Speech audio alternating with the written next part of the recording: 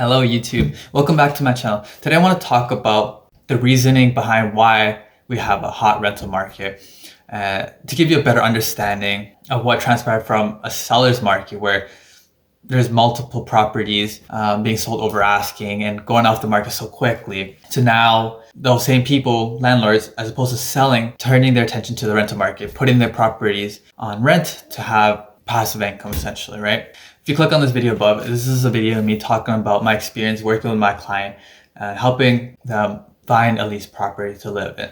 It was not an easy way because of this hot rental market, and I'll explain why, and just basically click on this video and you'll have a better understanding of what I'm talking about. During the pandemic, it was a seller's market, right? Now it's landlord have the power. It's like a landlord's market, I guess you can say. They put their properties on the market and they have multiple tenants sending them offers, right? Like in that video I mentioned, there were one property had like 9 offers. So as a landlord, you have 9 offers, and most likely some of them have sent an offer at that listed price, and some of them offered $300 more or even more higher, right?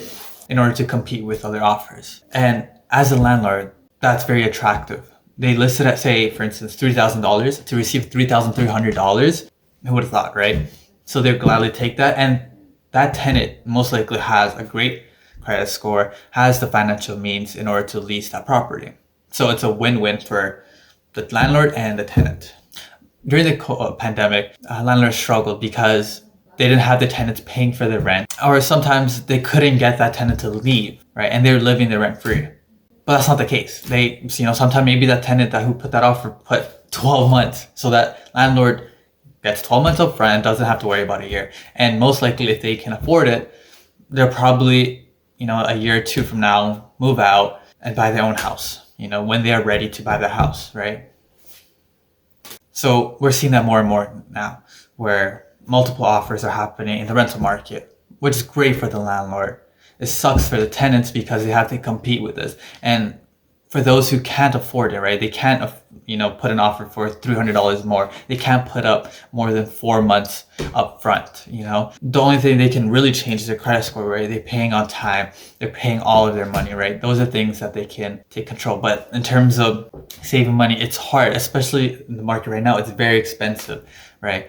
Just the basic needs and wants. Maybe they don't want to spend so much money on rent right now because they want to buy a house next year, right? At this time, it just doesn't make sense for them because it's a big decision to move, say, up more north because it's cheaper down there, right? And in order to make that decision and that big change, they need to save money, right? Maybe school is an issue, maybe family is an issue right now, they can't move. Whatever the case is, right? They don't want to spend that money to rent. They'd rather save that money and put it to a better investment. I should say investment because people think buying a home is an investment. Other people think renting is an investment. That's for another video. Hope this video gives you a better understanding that this is why the rental market is so hot. Sellers are they're not selling because the prices have gone just down a bit, and they're not receiving those bully offers, or those 2 or 3 or 4 or 5 offers, or like $100,000 or $200,000 over asking, right? They want that market back, and maybe it could come back. Who knows, right? We're in an unpredictable market, and that's why they turn to the rental market. And maybe that sticks around for a while. Who knows what we have ahead of us. And for those who are looking to buy, thinking as the interest rates are going up, prices of homes are going to go down. Maybe we'll face some foreclosures. It's possible, right? Because people during the pandemic who overbilled, say like $200,000, started to catch up to them where they can't afford it. Maybe they had variable mortgages, and as that they were paying maybe higher principals. Now that principal is getting lower and lower because the interest is getting higher and higher as the Bank of Canada increases their rates. Like, in September 7th, they had an increase of 0.75 base points, right? A month before that, it was 1% and of an increase, right? So, and there's going to be an announcement in October. It's possible that they're leading to another increase in order to combat inflation. So it's really going to hurt people who have variable interest rates, as opposed to those who have fixed rates.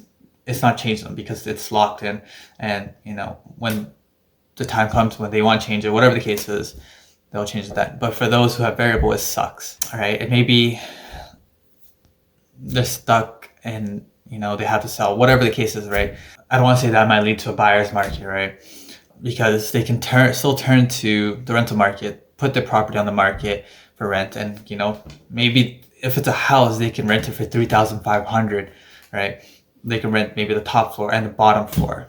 Spread the utilities. 70 to the top house pays 70%, the bottom house pays 40%. Or they decide why not just we live in the basement and we have tenants on top, or vice versa. And there's different ways, different solutions that people can turn to, right? And I'm as a real estate agent, this is what I do for a living, right? I want to help people find their dream home or help them find an investment property, right?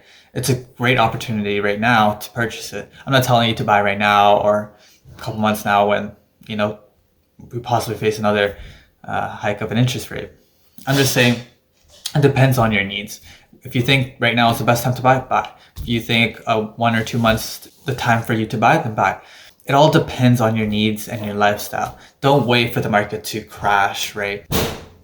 Anything can happen. There's always ways to wiggle around it to avoid, misfortunes and so forth. And, that's what sellers are doing right now.